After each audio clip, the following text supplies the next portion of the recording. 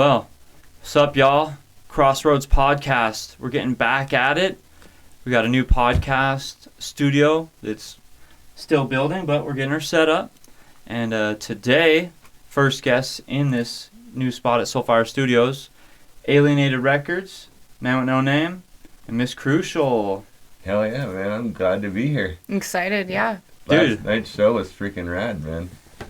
I agree, man. I'm stoked. It was our best show yet. Yeah, Wildcard was in town, and you guys helped make it all happen. Yeah, I've known Wildcard for quite some time now. I mean, we go quite a few years back in the music scene where we're from in Spokane, and so it's awesome to come out here with a brother and rock the show. And I have family here, so they got to see us too. Yeah, it was definitely a pleasure and honor to be a part of making this happen. So. Yeah, it's growing down here, and yeah, we're super glad to be able to, get more of the scene involved. And I think you guys are some of the only other folks that have been coming from out of state right now. So that helps build the interest in the community. And I met you a long time ago. Yeah, we were doing some charity benefits back then. In Feeble Ataxia, my original hip-hop group came out here to do Shriners Hospital shows, and you were one of the opening acts that came up to Lethal Life and did the first few shows with us. I think it was at least 2 of them that I remember. Yeah, it was. Yeah, Kyle Ney he's been doing his thing for a while. It was super dope, and I hope to connect with him more and do some stuff, because he's professional with the way he conducts himself and everything. And yeah, dude, I think, is your other homie still around? Yeah, there's some whispers in the wind about us possibly doing some reunion stuff here pretty soon.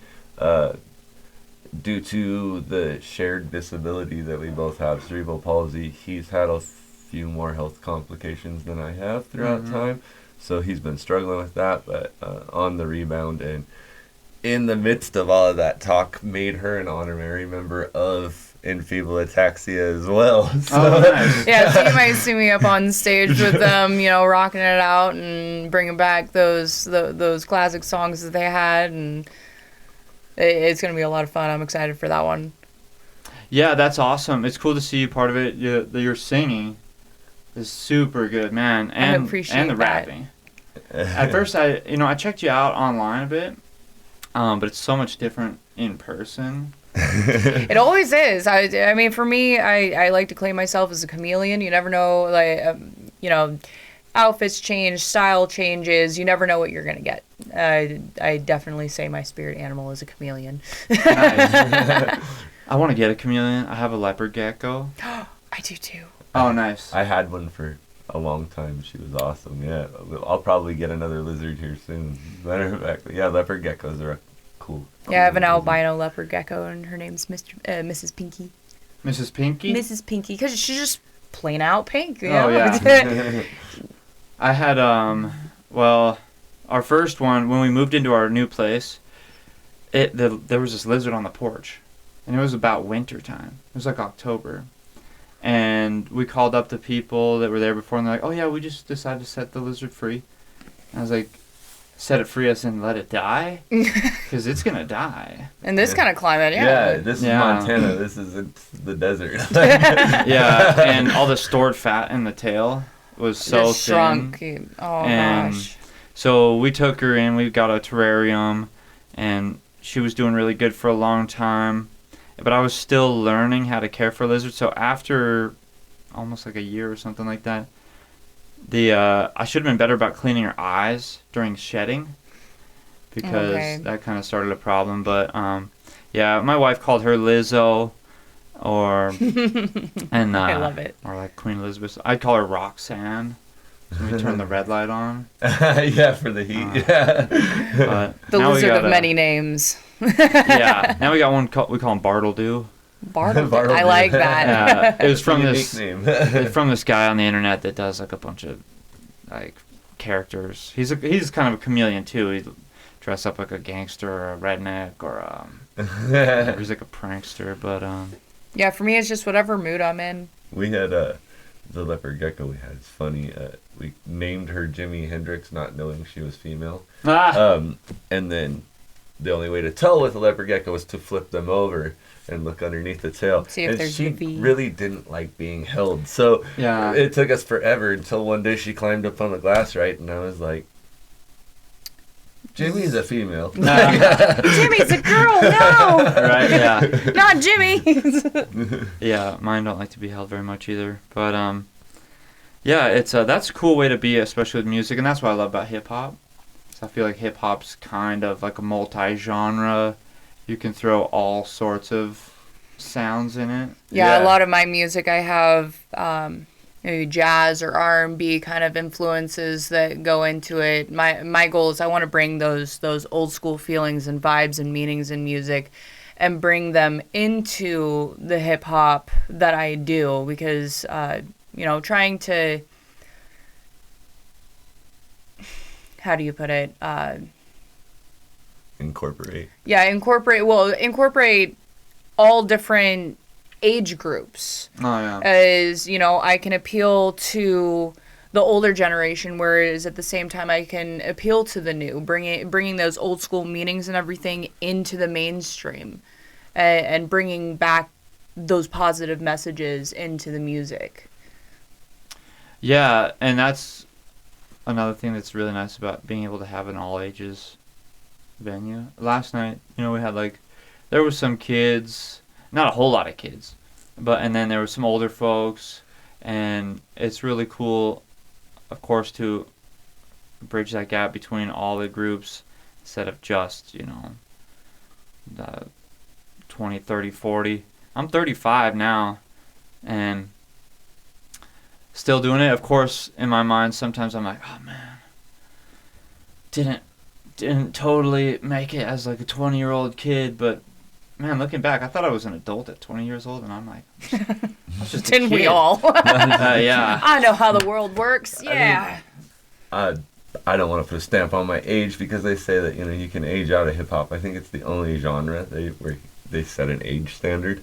I do wide range of music too, and a big part of it's positivity. But I'm from the era of Beastie Boys and stuff like that. So throughout time, I'm in my 40s now, but I get to that point where, like, in my 20s, I thought I knew everything. Oh, yeah. It's like, I got the answer. I got this. And then you learn, like, having the answer, then that you think you think you've got the right answer, but and it's not necessarily the wrong answer, but it's the step you have to take to learn. And so when I get to this point in my music now, like, we're out here, we do a positive message. We're trying to appeal to everybody, like she's saying. The reason for that being, even in my younger years, I wanted to give back to the community. But if you can take your crowd from this big, your fan base, the people who listen to you, from this big to this big, why not? And that's one thing where I think hip-hop has kind of began to separate itself into subgenres like other music at this point. Mm-hmm. I see lots and lots of, there's gangster rap, there's trap, there's drill, and we take all of that. I think I've got tracks that have drill beats behind us, but we're not rapping in a drill style. We're still just us doing what we do. We like to consider our genre more as a conscious hip hop. Oh, yeah. where it has a message, where it has a meaning, where you have to take the time to sit and actually listen to the words, not just, groove to beat, which, I mean, no problem in that, but actually taking that time and being like, wow, that hit, that I feel that, being an artist and being up on that stage, you're really blessed with the opportunity to have that attention from the crowd, from the audience, from the listeners. A moment to make a connection. To make a connection. And, why not make that moment a way to reach out to those people that may not, that may feel alone or something, and actually bring that positive message over. And a big part of that's one of the reasons we came up with the name ALIEN8ED. Is like, when I was a kid, being disabled, having cerebral palsy, having epilepsy, having all these things that go wrong in life, I was always last kid picked for basketball, last kid picked for kickball or t-ball. Well, if we were playing tag, True I that. was the last guy picked for tag, you know. And so I was always kind of felt alienated, you know. And so, but there's nothing wrong with being that different person, and that's what I'm trying to teach now too. Is that I get up on stage despite what I'm going through, despite everything, because I want someone to see it's okay to not be that Hollywood perfect image of what a musician is, or whatever your expressive art is. If it's painting and someone doesn't like your style, so what? There's going to be someone down the line that does like your style. So just keep doing what you do. And I want to make those connections too, because I've been through struggles where I felt like I was alone. And I don't, when I'm on stage, and I know when she's on stage, we get off stage and someone comes up to us and says, hey, your music really touched me, that's better than $1 million in some circumstances. And that means we did our job. I'd love to pay my bills with ease. Yeah, everybody would, you know, but paying your bills with ease doesn't mean you get to go home saying, I affected somebody in a positive manner today. Somebody that maybe wouldn't have smiled today gets to smile because we got to have a conversation at a show, or they were like, hey, didn't I see you I'm out grocery shopping, and I take 5 minutes in the aisle at the grocery store to let them know that I, connect with them in that way, and that I appreciate their connection with me. It's a little different than just fame and money, for us in that way. It's a wholesome reason to be out here doing what I'm doing. I could have been rich a long time ago, but I chose to give all that money to the children's hospitals. Throughout the years, I gave $29,000 to Shriners Hospital. That's dope.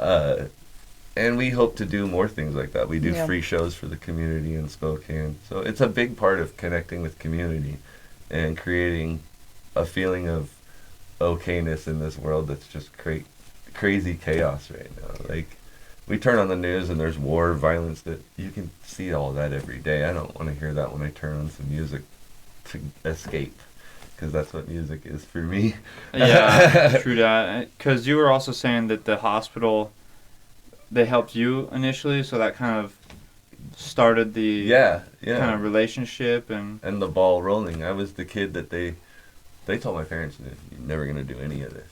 And like financially, walk, or you No, mean physically. have a job, be a normal person, whatever normal is. But yeah, walk, have a job, have a kid, have a wife, have a family. I did all those things that they said I wouldn't do, and a big part of that is due to the hospital that I was raising money for, that connected you and I in the first place. So it's kind of crazy. It comes in full circle, and we all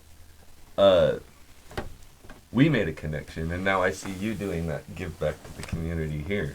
It's so coming out here and doing this show was just another benefit for me to be like, look at the growth and look at what everybody's doing. I mean, when I met you and your wife, I think even back then. Yeah, that's when my son was first born. He was at him as a baby. Yeah, and when I met you back then, I would have never guessed we'd be sitting here today, having this conversation. So Yeah, it goes to show how even going out to the shows in your community can build, hopefully lifelong relationships. And in the independent music world, like, of course, when I first got into music and stuff, it was like, I want to be a rock star, rich and famous. Actually, I don't think it was initially that. I think it was just I love playing music. But eventually, it kind of became more about that. And I kind of eventually had to reel myself back. All the partying really fueled the ego, too. But once I could reel myself back and get myself kind of straight, and then it became, again, I have to practice less selfishness and more of like being of service to others. So More selflessness. yeah. So I'm really glad that now we do have that to offer the community, because hip hop is kind of, I don't want to say frowned upon, but it's not given as much love in this area. It does have just its acoustic and country and blues and right. It other does rock have its own bands. stigma surrounding it, but I mean, you've got music, making money, getting shot up on the block. I mean, there was a pretty bad stigma around some of the subgenres of hip hop, and it's really unfortunate that, you know, because of certain views on that, it's given all of the other subgenres a bad name, and it's like, it's not all bad. And I'm not even saying that, you know, that genre in itself is bad. You know, it's a form of self-expression. It shows, you know, the lifestyle that person may have lived or have gone through. And I don't think that it should be looked down on in any way just because it might not be someone's, you know, specific cup of tea. You know? And I know in this region, it's frowned upon a little more. It was interesting because back in July, we got to go out to an even smaller community in Montana, Troy, which is like 3 hours south of here, I believe. Oh, there was something going on? In Troy, we did a big, huge festival called Screamin' Brain Fest. And it was 90, and it was all for mental health, but it was 90% metal bands. We were one of two hip hop acts? Two or three, and that wasn't even until the second night. I think we were the only hip hop act on the first night, and I was sitting there. I was like, "Crap!" I was like, I feel how we're gonna go over. I'm just like, I'm out of my element here, man. Like, and I was in metal bands in the past, so people would come by and I'd be able to talk to them and relate to them because I was in the metal world. So I was like, I was in this band Testament of the Wicked back in the early 2000s. We were screamo death metal, and a couple of those guys like, yeah, I know who you were from. The guy who put on the festival, which is how we wound up out there. Oh, nice. And shout out to Solomon there. He did such an amazing job with that festival. And the Big Feelings Company, they're all one big group out there, and they brought us out all for that mental health festival. But the crazy part about it is I've never, in such a small town, received such a warm welcome. When we weren't expecting it. We weren't expecting it at all. Our friend Knothead, who's a mutual friend of Wild Cards, came out. He did that event as well, and so it was a lot of fun. It was hot. It was very hot. Lost my voice the second night. I didn't know how I was gonna get up on that stage, but I mean, voice gone and everything. We switched the set, so I wasn't doing as much of my singing, but I was still able to do some of my rapping. And it's still, like, I mean, even with my voice gone, people were coming up after our set was done. It's like, oh my gosh, that was amazing. Or your message in that song really hit, you know. And I mean, we had all walks of life. The second night was at the VFW. And I mean, I was a little nervous. I was wondering, you know, with the older crowd of, I don't know how our music's gonna go over here. There were a couple. Sure enough, one of the older gentlemen that seemed that he was a regular there, he came up and he shook my hand. And he was like, "That was amazing." And so those moments there, it's like it confirms in me that I'm doing something right. I'm on that right path of just continue pushing, you know. We might not be big stars or anything like that, and I'm not looking for fame in that way. Like I said earlier, I want to be able to bring across that positive message. I want to make that change in someone's life or that different view. And yeah. Coming out here for years though, I've seen hip hop become more accepted as time's gone on. Because back when we were first coming out here, like, I remember hitting up the venues about the Shriners tour, and they're like, "You're what?" Oh, yeah. And I'm like, "We're hip hop," and they're like, "Click." I didn't even finish telling them what kind of hip hop. They already hung up the phone. Or we did, on one of the tours, we stopped in Butte. We were playing a hotel in Butte. I'm not going to name the hotel because they don't need bad publicity. But they literally kicked us out, thought we were doing a rave the minute we showed up. And I'm like, it's a charity event for a children's hospital. Right. It's not a rave. And there's cop cars outside and everything. It was quite the ordeal. And so I went from being not at all welcome in Butte to where we are today, which is a total drastic change even in those few years. But it's cool to see that Montana's progressed. Years ago, Missoula did still they were kind of the scene that was starting the hip hop for Montana. It felt like, at least for me, with who I knew, because Frody Wapakia Wapakia Records was kind of the big they deal. were working it, and like I was just thinking, like you kept at it through all these years, because sometimes people get discouraged and like, you know what, I'm just not gonna. I'm not gonna do this anymore. If I didn't do it for the love of music, I would have quit a long time ago. But Yeah. I truly love music. Like I don't think I could live a day without doing music. I call her 3 out of 5 days of the week. Hey, I'm on my way to the studio. Because if I don't have anything else going on, I'm going to the studio.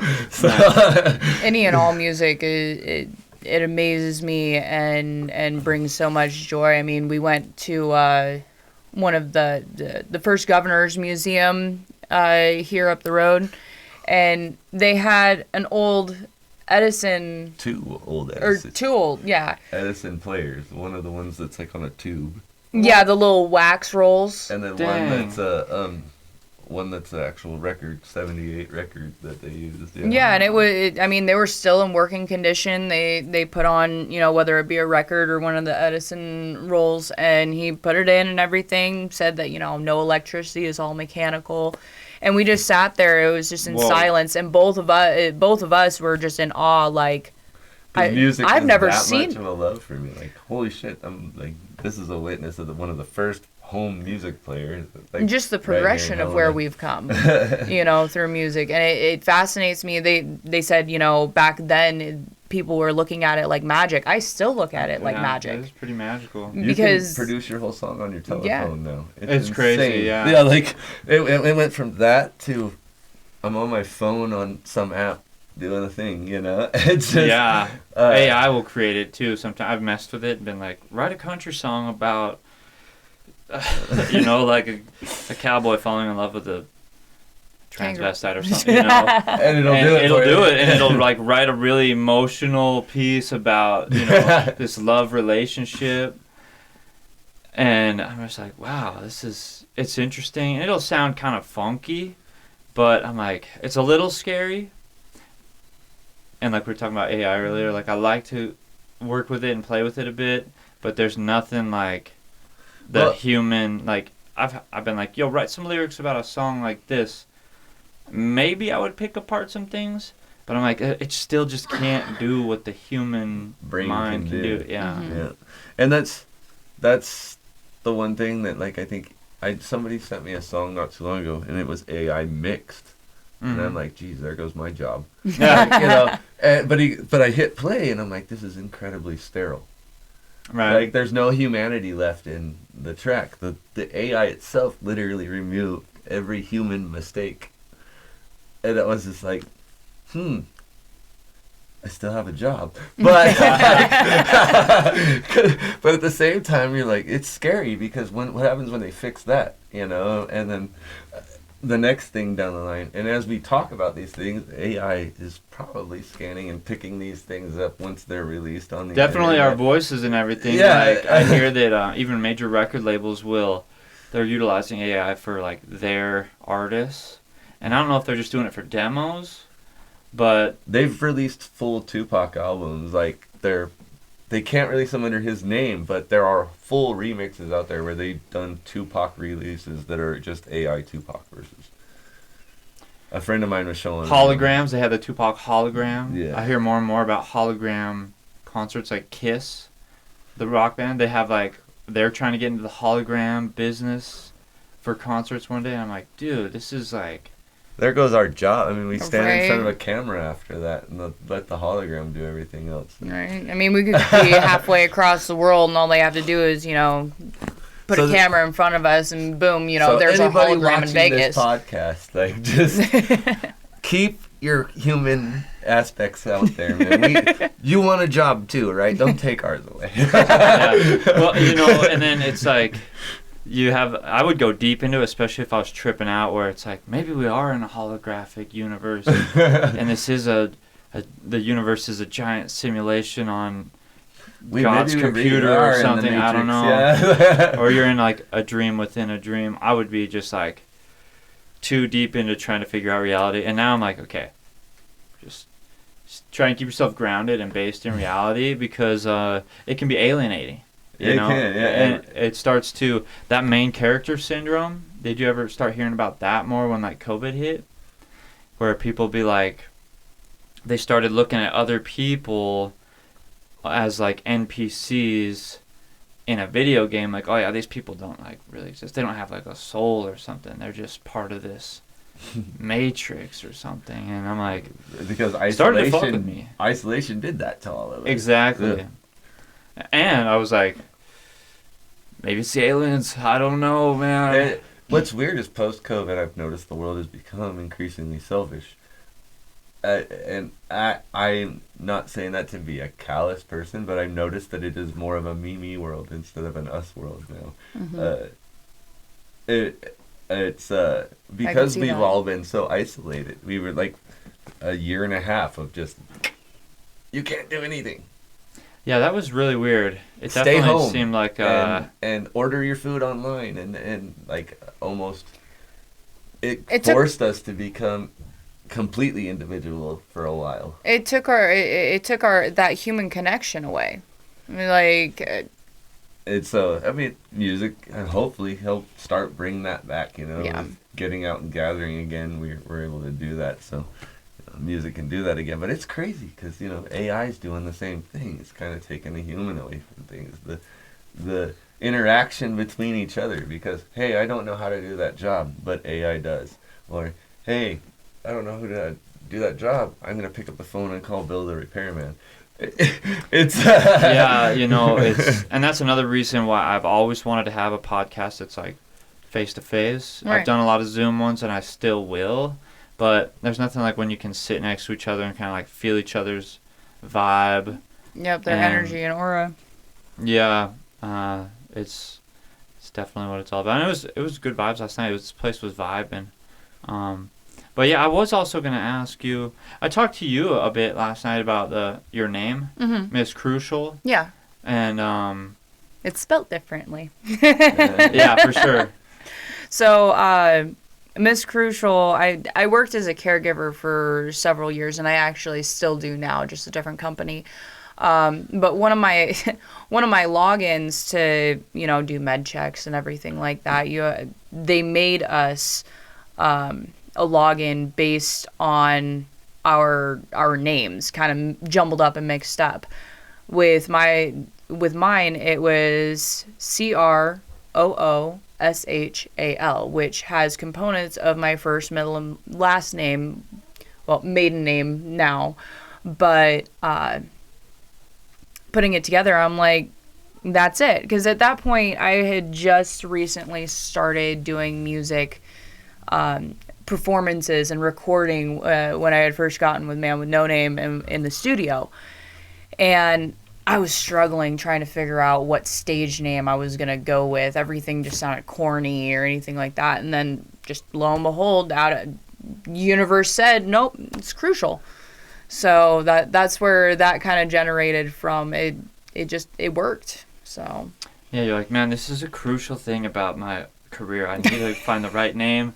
This is crucial. Nah. And then it's like, wait a minute. Wait a minute. I the might name is get important. something to work. Which, it is. Which is what also, I always thought was interesting about your name. Man with no name. Yeah. Yeah. So for people who are a little bit older, Clint Eastwood used to do spaghetti westerns. There's a character in spaghetti westerns, Man with No Name, who rides into town and somehow saves the day when nobody else can seem to figure out how to do it. For years, I went by Gimpy because of the way I walk and all this, but it started to cause a problem. Like, I was in a rap rock band at the time. My bass player was in the crowd with me, and we're doing a show with a bunch of rappers I knew. And one of the rappers is a really, really big guy. And he hears my bass player yell, "Hey, Gimpy, get your ass up here." And the next thing I know, I'm jumping in the air. I'm pretty tall. I'm 6 foot, a little over 6 foot. I'm jumping in the air to get in this guy's face. No! Don't hit my bass player. Oh, yeah. And I'm like, please, stop. And I'm like, I get him calmed down, and the show ends, and I'm like, I gotta come up with another name. Well, then fetal ataxia was forming at that time, kind of in the background of things. And I was like, you know, everybody calls me when they can't find a sound guy, when the board's screwed up at a show, and the sound guy can't figure it out, or, hey, Mark, I need a beat. Mark, do you know a metal band? Mark, where can I book a show? I'm the guy that just shows up, and no one knows him, but it saves the day. Mm. Oh, shit. Manwitnoname in those Clint Eastwood movies kind of shows up and saves the day. And so that's where my name came from. But due to similarities copyright here. reasons, I couldn't use man with no name. So I made it one word and took the H out. Yeah. I remember you made a point of that on the flyer, and I was like, oh, yeah, Manwit. that's true. It was funny, too, because my wife, at one point when you came here for the first Soulfire Festival, Yeah. which it was rad, and I hope that the next ones, I'm sure they'll continue to grow. Hopefully one day they're more outdoor, couple day events and stuff. But she was like, wait, what was his name again? I was like, it has no name. It's Man with No Name. But yeah, that was something I ran into a problem with, because I used to just do stuff under my name, Jake Ryan, and release music under Jake Ryan. And then a bunch of other Jake Ryans started coming into the algorithm. So I was like, it's all getting mixed up. There's like 100 of them.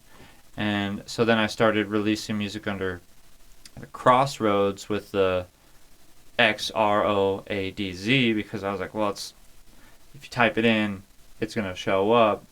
And then I could kind of branch out into like the XROADZ podcast and kind of make it this thing that was also about coming together with people and kind of uniting, mixing up genres, but also, you know, I've also had this real big fascination with the whole deal at the crossroads. You familiar? Like the sell your soul to the devil at the crossroads. Yeah. What the fortune and fame thing. Yeah, again, where yeah. it's like, do you keep your soul and your like integrity as a like doing this for the love and the passion to help people and stuff, and then, or is it all self, fortune, fame, you know, whatever. But ultimately, I think that keeping a balance between all that is pretty good, because releasing music independently, you can still make, you know, royalties and sell your merch and stuff, because you guys are out on like streaming and stuff, aren't you? Every streaming platform, yeah. And then we also have a Bandcamp page, ALIEN8EDrecords.bandcamp.com, where you can go get a bunch of our underground stuff that hasn't been released on Spotify as well. Oh, So. nice. Do you guys still make like CDs and stuff, or is it? Yeah, we didn't have any with us this trip out, but yeah, we do. I have a few on order, and And you can, Oh, okay. people can hit us up. We can order and have them shipped directly to their house, all of that. So if they find us on social media or anywhere, and they're like, "Hey, man, can I really get a physical copy of your CD I can hold?" We can make sure they can get one. So we do that. Think we can even get vinyls made. That's kind of in the works right now. I think that's where it's at nowadays. Like, yeah, the it's crazy format- how vinyls are making a comeback, and I absolutely love it. I'm excited to see those. The format for vinyls is weird. They're expensive because they're so Yeah. hard to make. The process to making vinyl, it takes a long time to explain, so I'm not going to do that. But it's a lot, so it's expensive to do that. But we can do vinyl CDs. We're looking into doing thumb drives, so Oh yeah, all that, so we can get full discographies on stuff soon too. So cassette tapes. yeah. I think they're all We almost actu- more collectibles. and Yeah. stuff We were nowadays. actually looking at USBs that look like a look like cassette cassette tapes. Oh really? So, Yeah. My, Oh, nice. A friend of mine I met through the RA, the Rugged Man show in Spokane. He's actually tours with RA all the time. Bullet Brack, he's on my new album. His whole album came out on those. I bought it from him and took it home. And our manager, her husband Clarence, he's like, "You guys have to get those." So I think that's gonna happen. So Nice, yeah. Yeah, that's super cool. We'll have to. I want to collaborate Absolutely. musically. Yeah, definitely. I'm trying to do a lot of that nowadays, especially with the Crossroads thing. I made so much music by myself that I'm like, man, it gets kind of Send us boring. stuff, And even if it's like starts to beats, we'll just collab with you. yeah, and then it would be fun to do some stuff, even like merchandise-wise, where Oh yeah. we come up with a cool design and we could do some. My wife do like the tie-dye stuff, and because I want to start getting an independent artist section going on in the Mhm. store. Okay. and I'm trying to make it more of a hip hop hub over here. I like I love that. all music, and we'll still have like acoustic and bands and stuff come in, but you know, we're also, I want to do something. I don't know if we'd be able to make it happen because of the travel for you guys in the winter time.